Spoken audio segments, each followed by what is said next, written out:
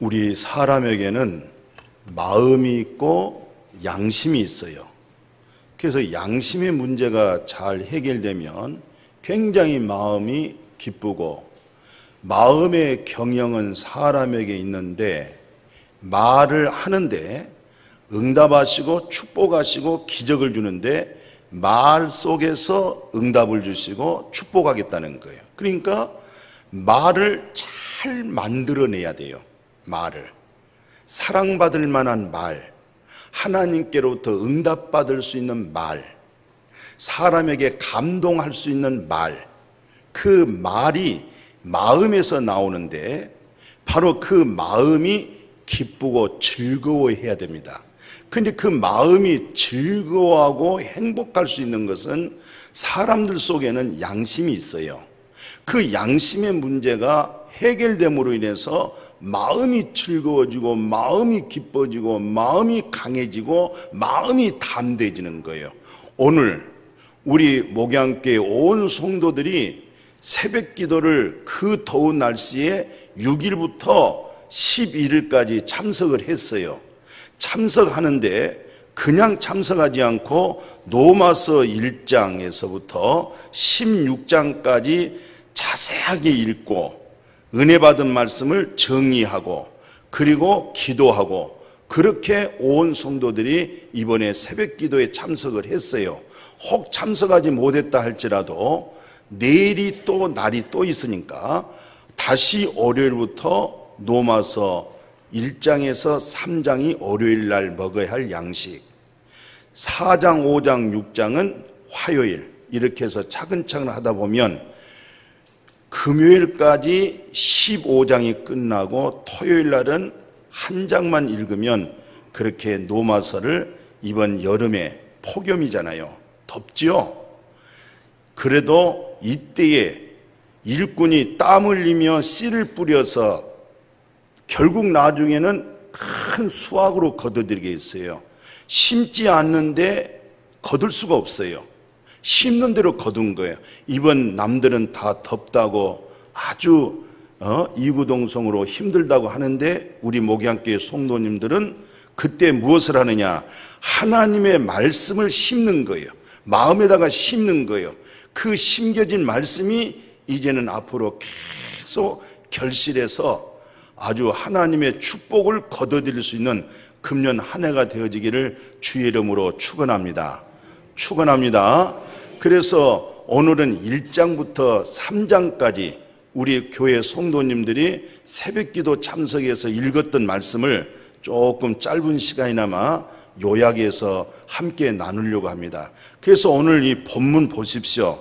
1장 19절에 뭐라고 얘기하냐면, 하나님을 알만한 것이 사람들 속에 있답니다. 예, 다 하나님을 누가 안 가르쳐도 네 속에 있는 인간의 본능적인 것 또는 인간의 본성적인 것 또는 양심이라는 것을 하나님이 사람들 속에 넣어놨답니다. 이게 넣어놔가지고 그 본능적인 또는 본성적인 그 양심이 하나님 창조주가 계시구나, 이렇게 깨닫도록 알도록 핑계할 수가 없다는 거예요. 하나님 없다, 그렇게 말을 할 수가 없다는 거예요. 왜? 네가 조용히 네 자신을 살피고 네가 눈을 감고 깊이 네 자신에서 묵상해봐라. 그러면 우주 만물을 창조하신 조물주 하나님이 계시고 또 그 하나님이 너를 향해서 무엇을 해 주었느냐, 이런 부분들을 깨달을 수가 있다는 것이죠. 그래서 오늘 20절에 뭐라고 얘기합니까? 창세로부터 그의 보이지 아니하는 것들, 곧 그의 영원하신 능력, 그 영원하신 신성, 그가 만드신 만물 분명히 알 수가 있다는 거예요. 하나님을 알 수가 있다는 거예요. 하나님께 올 수밖에 없다는 거예요. 그런데 그 21절에서는 하나님을 알기는 알아지는데 하나님을 영화롭게 안 했다, 하나님을 높이지를 안 했다, 이런 말이죠. 하나님을 영화롭게도 아니하고 하나님께 감사하지도 않고 오히려 생각이 허망해서 마음이 다 미련해졌다는 거예요. 미련한 마음을 가졌다는 거예요. 미련한 마음을 가지면서 교만하기를 오늘 22절에서 스스로 나는 지혜 있다. 이렇게 홍익 교육을 받고 나서 세상적인 지혜, 보암지, 먹음지, 지혜롭게 할 만큼 이런 지혜를 가지고 스스로 나는 지혜 있어, 걱정하지 마, 이렇게 말한다는 거예요. 그래서 이제 23절에 마지막에 이렇게 말씀했어요. 썩어지지 아니하는 하나님의 영광을 갖다가 썩어질 사람, 새와 짐승과 기어다니는 동물 모양으로 우상으로 다 바꿔버렸다는 거예요. 그러니까 첫 아담 안에 모든 인간의 종교, 교육, 세상의 예술, 철학 전부 다 그것으로 해서 스스로 지혜롭다고 하지만은 썩지 아니할 영원한 영광을 갖다가 썩어질 것으로 또 우상으로 이렇게 짐승의 그런 모습으로 바꿔버렸다는 거예요. 그래서 이제 시간이 없어서 23절까지만 봤습니다마는 그 결론이 뭐냐? 24절에 그러므로 그래서 하나님은 마음의 정욕대로 그냥 내버려 뒀다는 거예요. 사람을 팽개쳐버렸다는 거예요. 말도 안 듣고. 그래서 육신의 정과 욕심으로, 안목의 정과 욕심으로, 이생의 자랑으로 거기서 다 헤어나지를 못하고, 그래서 하나님도 손을 못 댔다는 거예요. 그래서 그냥 내버려 둬가지고 이제 하나님의 진리를 갖다가 25절에 거짓 것으로 바꿔버려가지고 피조물을 갖다가, 피조물은 있다가 없어지는 것이잖아요. 근데 그 피조물을 갖다가 조물주처럼, 영원한 것처럼 그렇게 사람들이 어리석고 미련하게 되어졌다, 이렇게 지금 지적을 했어요. 그래서 이렇게 되어진 것은 점점 인간이 경제적으로, 실상 미국 경제도 전보다 좋아졌고 다 좋아졌는데도 계속 무역전쟁을 일으키고, 그러다 보면은 3차 전쟁을 일으킬 만한 인간의 어리석은 우매한 짓을 사람들이 만들어낸다는 거예요. 왜 그러느냐? 그래서 28절에 왜 마음이 이렇게 행복하지 못하고 마음이 왜 이렇게 불행하냐? 이것을 마음에다가 하나님을 두기를 싫어하더라는 거예요. 그러니까 어떻게 하겠어요? 억지로는 못하잖아요. 인격적으로 마음에 하나님이 있어서 하나님으로 즐거워하고, 하나님 말씀에서 마음이 강하고, 하나님 말씀에서 담대하고, 하나님의 말씀으로 마음이 행복해져야 되는데, 이 마음들이 점점 절망과 낙심과 부정과 우울해 가지고 전부 다 외로 현대병에 걸리게 되어지고, 더더욱 나가가지고는 우울증이 심해지고, 더 심해진 것은 점점점 자살률이 높아져 버린다는 거예요. 이것을 사도 바울 선생님이 참 아주 얼마나 잘 정리해 놨는지 모르겠어요. 그래서 오늘 저는 1장부터 3장을 짧게 이렇게 요약을 해봅니다. 예수님이 산상설교를 했어요. 산에 가서 설교를, 핵심적인 설교를 마태복음 5장, 6장, 7장을 하면서 그 마태복음 5장에서 뭐라고 얘기하냐면은 모세의 율법과 예수님의 율법을 두 가지를 얘기를 했어요. 그래서 모세의 율법은 마태복음 5장에 그렇게 하잖아요. 21절 이하에 보니까 사람 죽이지 마라, 살인하지 마라. 모세의 율법이, 모세가 법을 만들었는데, 하나님이 주신 그 법이었는데 모세로 하여금 절대 살인하지 말라는 거예요. 이게 모세의 법입니다. 살인하게 되어지면은 심판을 받게 되어져요. 그래서 10년, 50년 또는 사형 선고를 받게 되어 있습니다. 심판을 받아버리면. 근데 예수님의 율법은 뭐라고 얘기를 하냐면, 형제에게 노하는 자, 형제에게 욕하는 자, 형제에게 미련한 놈, 이렇게 얘기하면 지옥불에 들어가고 거룩한 공의 심판을 받게 되어진다는 거예요. 그러니까 내가 사람을 죽일 수 있는 요인이 마음에서 자꾸 형제를 미워하고 미련한 놈이라 하고 분노를 사게 되어질 때는 그것이 행동으로 나타나서 죽인다는 거예요. 그러니까 모세는 행동으로 되어진 것을 살인죄다. 그런데 예수님은 행동으로 안 나타났는데도 마음에서 형제를 미워했다든가 미련한 놈이 했다든가 분노했다든가 이렇게 되어지면 어떤 상황이 벌어지느냐, 동일하게 살인죄로 보고 있었습니다. 그러니까 모세 율법은 외적으로 행동을 보고 있었고 예수님의 율법은 행동으로 안 나타났지만 그 마음의 내면에서 나타나는 그 타락한 그것을 지적을 하고 있었어요. 그러면서 또 뭐라고 얘기하냐면, 네가 하나님께 예배드리러 가는데 예배드리러 가는 데 있어서 예물을 드리려고 하는데 형제에게 원망 들을 만한 일이 생각이 났어요. 그러면 빨리 예물을 먼저 드리지 말고 형제하고 화목하라는 거예요. 화해를 하라는 거예요. 화해해 놓고 그리고 예물을 드리라는 거예요. 네가 너를 송사했다, 너를 고발했다, 그자와 네가 빨리 급하게 화해가 되지 않으면 그 사람이 너를 붙잡아다가 재판관에 내어지고 너는 재판받아서 감옥에 들어가는데 성경에서는 그것을 지옥에 들어간다고 그래요. 그래서 하나님 율법의 근본적인 정신이 뭐였느냐? 화목이었어요. 화목. 이 화목은 어디서 주느냐? 예수 그리스도를 통해서 먼저 하나님과 화목해라.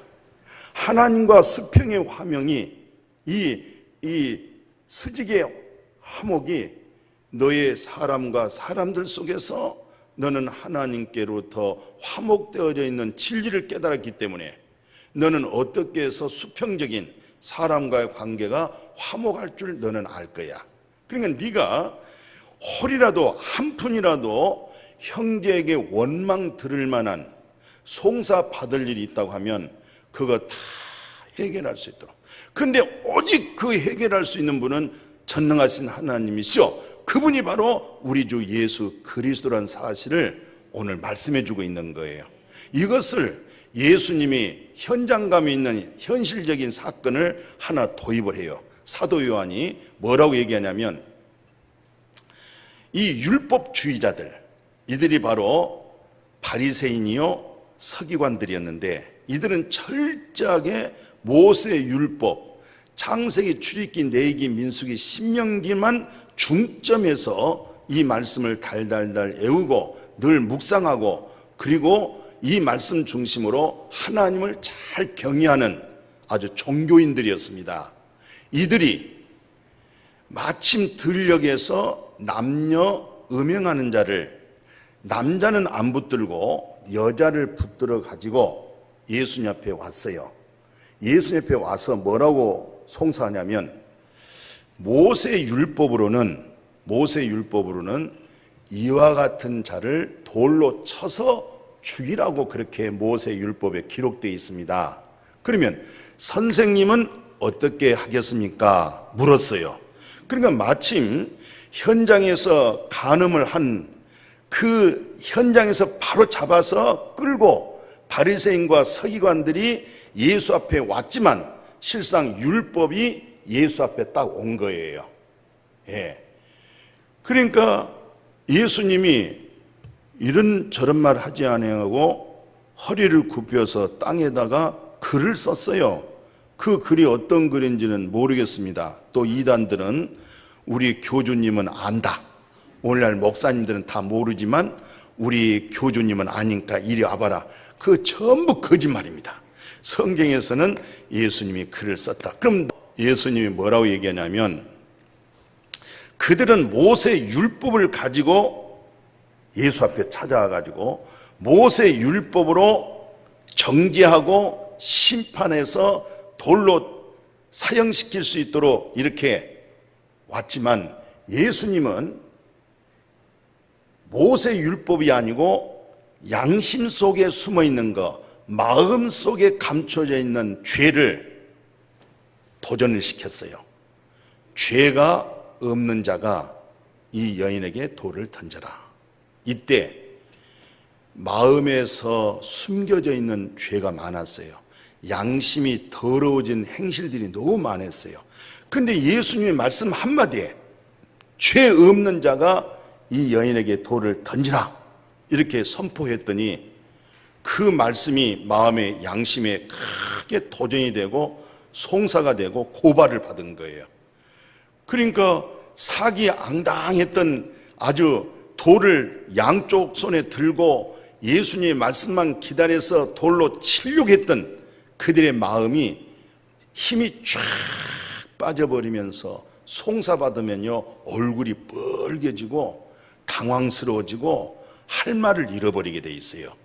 예수님의 말씀 한마디에 송사가 되니까, 고발이 되어지니까 묻혀있던 그 모든 허물과 죄가 숨겨진 것들이 싹 드러나니까 동시적으로 들어있던 돌을 놔버렸어요. 그리고 예수님이 엎드려서 다시 글을 쓰는 그 차이에 싹 남녀노소를 막론하고 싹 도망가 버렸어요. 그리고 나서 예수님이 여인을 향하여 묻습니다. 너를 고발하는 자, 너를 송사하는 자, 너를 정죄하는 자, 너를 심판해서 돌로 쳐 죽이려고 하는 자들이 어디 있느냐 물었더니 다 가버렸습니다.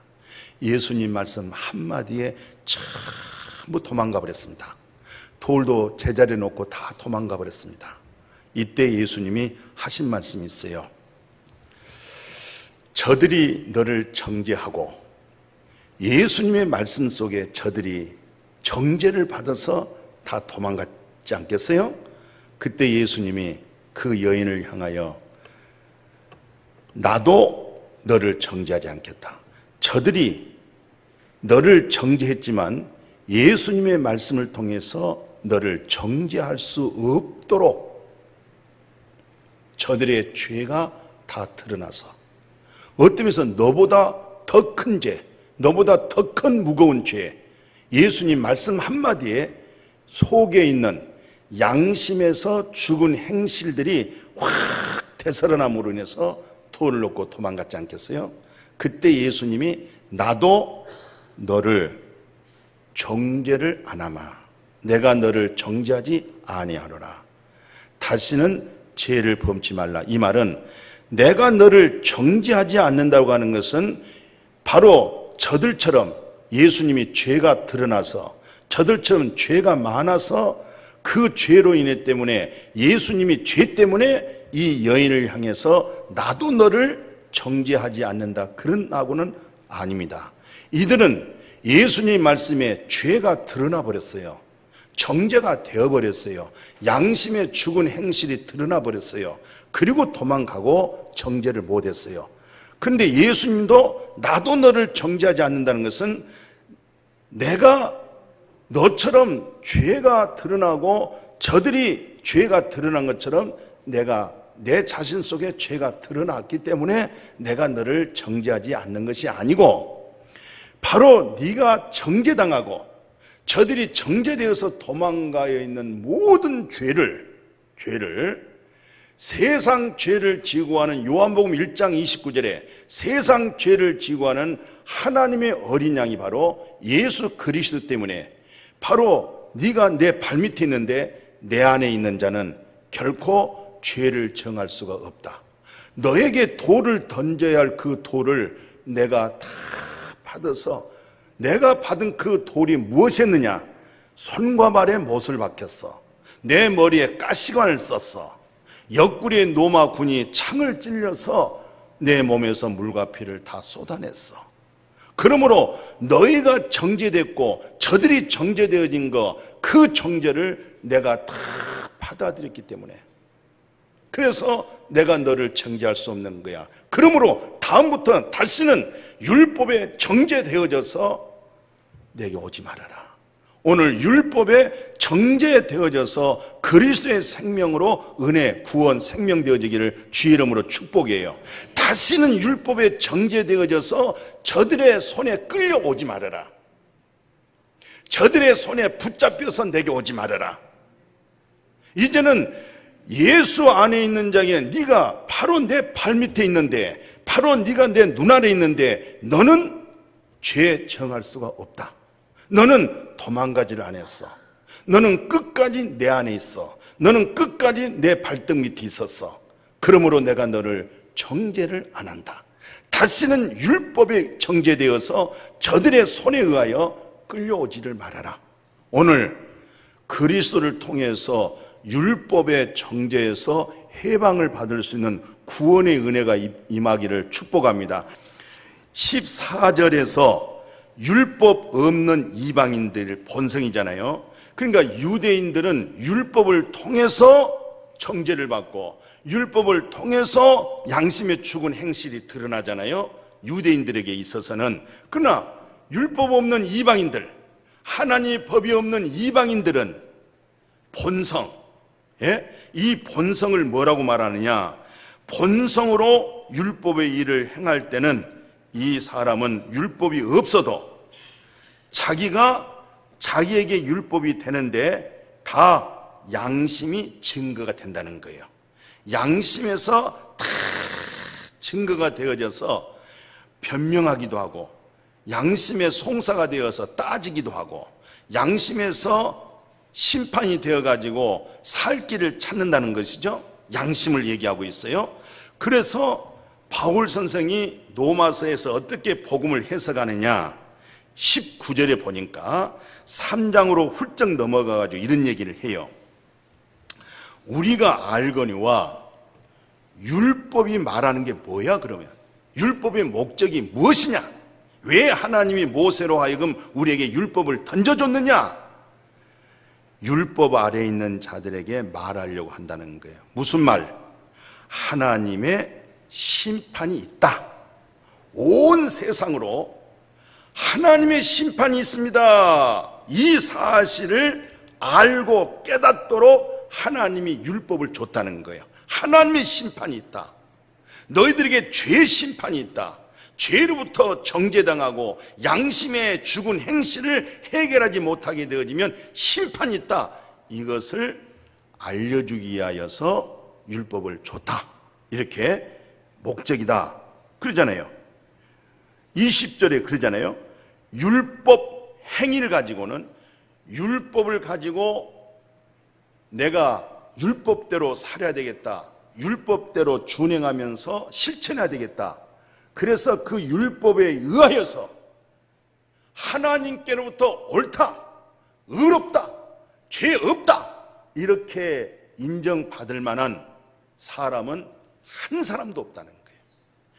율법 행위로 하나님께로부터 의롭다, 죄 없다 이렇게 인정받을 사람은 한 사람이 있다고요? 이 지구촌에는 한 사람도 없다. 그러면 이 지구촌에는 한 사람도 율법의 의로는 구원받을 수가 없다 이 말이에요. 그러면서 정말 율법에 말한 게 뭐야? 정말 선지자들이 증거한 내용이 뭐야? 율법에서 말하고 선지자들이 증거한 말씀이라고 하는 것은 오늘 21절에서 율법이 증거하고 선지자들에게 증거를 받았는데 하나님만이 의롭고 하나님 입에서 나오는 말씀만이 의로운데, 이제는 그 율법의 의로움으로 아담 안에서 타락한 인간들이 그 율법을 준수해서 그 율법을 준행해서 율법을 행위로 완벽하게 지켜서 구원받을 사람 없고, 그래서 하나님이 새로운 한 의로움을, 새로운 구원의 길을, 하나님께서 의롭다면 얻을 의로움을 바로 율법이 증거하고 있었고 선지자들이 증거하고 있었다는 거예요. 그 증거가 누구냐? 바로 22절을 말씀한 거예요. 모든 율법에서 말하는 것은 장차 이 율법의 의로는 의롭다함을 얻을, 구원을 얻을 육체가 없기 때문에 율법에서 근본적으로 말하는 것은 새로운 의를 말하고 있었다는 거예요. 모든 선지자들이 예언한 것은 앞으로 너희들이 구원받을 수 있는 새로운 메시아, 새로운 구원의 의로움을 말씀해주고 있다는 거예요. 근데 저들은 그렇게 창세기, 출애굽기, 레위기, 민수기를 암송하고 그렇게 성경 공부를 하고 그렇게 성경을 연구해도 그 부분을 발견을 못했다는 거예요. 그 부분을 찾아내지 못하고 그들이 율법주의자가 되어버렸다는 거예요. 그러니까 율법주의자가 되어버리니까 결국은 함정에 빠져버린 것이고 구원을 못 받아버린 것이고, 그러면 다시 성경을 현미경으로 내다봤더니 율법 외에 새로운 한 의를 하나님이 세우셔서 그 의로움으로 구원받을 수 있도록 이게 바로 율법에서 말씀하고 있었구나, 이것을 선지자들을 통해서 예언하고 있었구나, 이것을 깨달으라는 거예요. 그래서 22절에 예수 그리스도를 무엇으로 말미암아? 믿음으로 말미암아 모든 믿는 자에게 나타나는데 무슨 의예요? 이것을 일컬어서 하나님의 의로움이다. 예수 그리스도를 믿어서 어떻게 하라고? 그것이 바로 하나님의 의로움을 얻도록 우리에게 믿음을 주시고 은혜를 주시고 구원을 주시고 의로움을 주셨습니다. 그러면 이제 이 말을 잘못 착각할 수가 있기 때문에 3장을 마무리를 딱 하면서 마지막 절에 뭐라고 얘기합니까? 이렇게 얘기를 해요. 3장 마지막 절에 그런즉 그러면 우리가 믿음으로 이제 율법은 패버리느냐? 율법을 없애버리느냐? 그럴 수가 없다 그랬잖아요. 우리가 믿음으로 말미암아 율법을 파기하느냐? 그럴 수 없다. 율법을 굳게 세운다. 율법을 굳게 세운다는 말은 믿음을 견고하게 한다는 거예요. 율법에서 벗어나고 율법에서 정죄가 없고 율법의 심판에서 벗어날 수 있는 길은 믿음뿐이라는 거예요. 율법을 굳게 세웠다 이 말은 믿음을 굳게 한다 이 말이에요. 믿음을 굳게 함으로 율법이 온전케 된다는 거예요. 이 복음, 이 은혜가 알아지기를 축복해요. 이렇게 해서 3장을 딱 끝나는 거예요. 3장 딱 끝나면 나도 설교가 딱 끝나는 거예요. 어떻게 새벽기도 이렇게 말씀이 읽어졌어요? 읽긴 읽었는데 뭔지 잘 몰랐어요. 조금 잘 모르신 분들이 있어서 오늘 다시 이렇게 말씀을 나누는 거예요. 그러니까 월요일부터 새벽기도 안 하신 분들은 또 로마서를 읽으시면 좋아요. 그러면 또 다음 주에는 뭐 하느냐? 3장 끝났으니까 4장, 5장, 6장 하지요. 그러니까 집에서 잘 읽고 오시면은 야, 이런 보배로운 기쁨의 소식이 있었구나. 눈이 열려지고 입이 열리게 되어지고 복음의 기쁨의 소식을 누구든지 강하고 담대하게 전하게 되어질 줄로 믿습니다. 그래서 마지막, 오늘 율법을 폐기론자들이 아니고 율법을 굳게 세운다는 그 자체가 나로 온전하게 믿음으로 세워지는 거예요. 율법에서 정죄되어져 있는 그 정죄의 실마리를 근본적으로 풀 수 있는 것은 예수에 대한 믿음밖에 없어요. 예수 안에서 죄정함이 없기 때문에 오늘 현장에서 가늠한 여인을 향하여 나도 너를 정죄하지 않는다고 하는 것은 그리스도 안에서 그리스도의 믿음을 통해서만이 율법에서 심판받고 정죄되는 데서부터 내가 구원을 받는 거예요. 해방을 받는 거예요. 그러니까 율법을 굳게 세울수록 예수 그리스도에 대한 고마움이 큰 거예요. 예수 그리스도만이 나의 살 길이 열려지는 거예요. 이제 또 히브리서가 뭐라고 얘기하냐면, 이 베드로 히브리서가 글을 이렇게 써요. 뭐라고 쓰냐면 9장 14절에 이 한 절을 뚜렷이 보게 되어지면 영원하신 성령이라고 그래요. 그게 성령이 영원한 성령으로 말미암아 흠이 없는 예수 그리스도, 흠이 없기 때문에 나도 너를 정죄하지 않는다는 것은 저들이 정죄할 수 없는 죄인이기 때문에 죄가 있어서 정죄하지 아니한 것이 아니란 말이에요. 지금 예수 그리스도는 영원하신 성령으로, 성부 성자 성령의 영원하신 하나님으로 하여금 흠이 없단 말이죠. 근데 예수 그리스도의 보혈의 피가, 흠도 점도 없는 예수 그리스도의 보혈의 피가 너 양심에서, 네 양심에서 네가 죽은 행실 때문에 네가 마음으로 기뻐하지 못하고 네가 마음으로 강하고 담대하게 하나님 앞에 나갈 수도 없지 않느냐. 왜? 네 양심이 너를 송사했단 말이죠. 양심이 너를 지금 심판했기 때문에 마음이 기가 죽어버렸어. 하나님 앞에 못 나가. 즐거워하지도 못해. 기뻐하지도 못해. 감사하지도 못해. 교회 앞에 하나님 앞에 나갈 수가 없어. 왜? 내 선한 양심에서 나를 살펴볼 때 못된 행실이 너무 많아. 죽은 행실이 너무 많아. 영적으로 죽은 행실이 너무 많기 때문에 이 행실이 내 양심에서 잡고 있기 때문에 내 마음이 하나님 앞에 못 간다는 거야. 내 마음이 하나님 앞에 즐거워하지 못한다는 거야. 마음의 경영은, 사람의 마음의 경영은 사람이 있는데 거기서 말이 나와가지고 응답이 되고 감동을 주고 기적이 일어나는데 그 마음에서 기적을 주고 감동 줄 수 있는 말을 못 만들어낸 거예요. 왜? 양심에서 내 행실을 보고 있기 때문에. 이 문제가 해결돼 버려야 내 마음이 기쁘다, 즐겁다, 감사하다, 얼굴에 웃음이 활짝 펴지고 먹는 것마다 소화가 잘 되고 오장육부가 시원하게 유쾌하게 되는 역사의 기적이 복음의 개혁의 핵심입니다. 그래서 양심의 죽은 행실이라고 그러잖아요. 다시 한번 봐봐요. 히브리서 9장 14절에 양심에서 너의 못된 행실을 네가 알고 있지 않느냐. 그 행실을 아주 깨끗하게 했다는 거예요. 흰눈보다 양털보다 더 깨끗하게 했다는 거예요. 정리가 되었다는 거예요. 1만 달란트 빛이 청산이 되었다는 거예요. 이것을 생명된 성령이 강하게 양심에 눌려있는 데서부터 벗어나게 만들고 그 마음에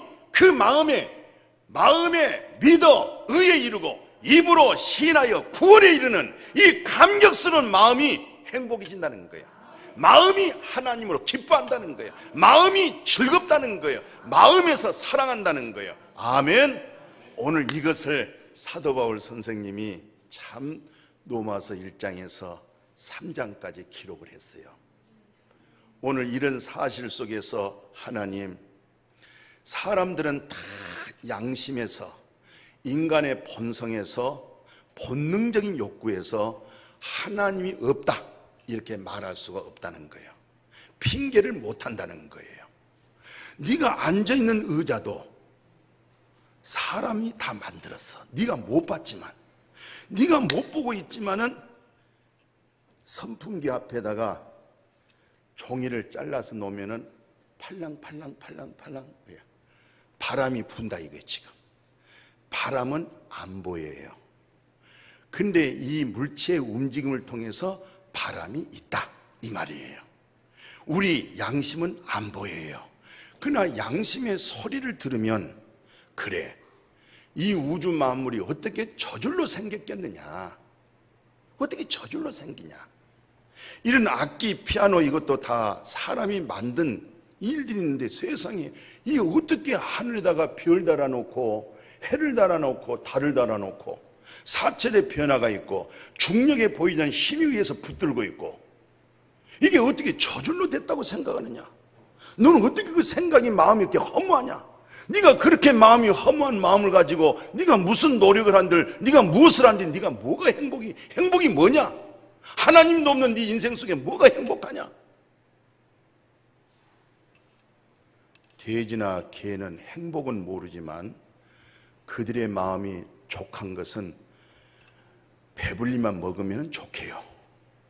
오늘 우리가 배만 부르면 행복합니까? 밥만 먹으면 행복합니까? 하나님을 알고 하나님을 경외하고 찬양하고 하나님의 나오는 이 말씀을 깨닫고 오늘은 내 마음에 왜 행복하냐? 내 양심에서 죽은 행실이 참 많았는데 이것 때문에 주님이 십자가에 죽으셨고 이것을 청산하기 위해서 주님이 다 이루셔서 율법을 완성하고 예언을 이루셔서 나에게 죄 정함 없도록 만들어주신 예수님, 내가 예수를 믿음으로 율법을 내가 굳게 합니다. 굳게 하는 것은 예수를 떠날 수가 없게 나를 만들었습니다. 그런 믿음으로 복되어지기를 주의 이름으로 축원합니다.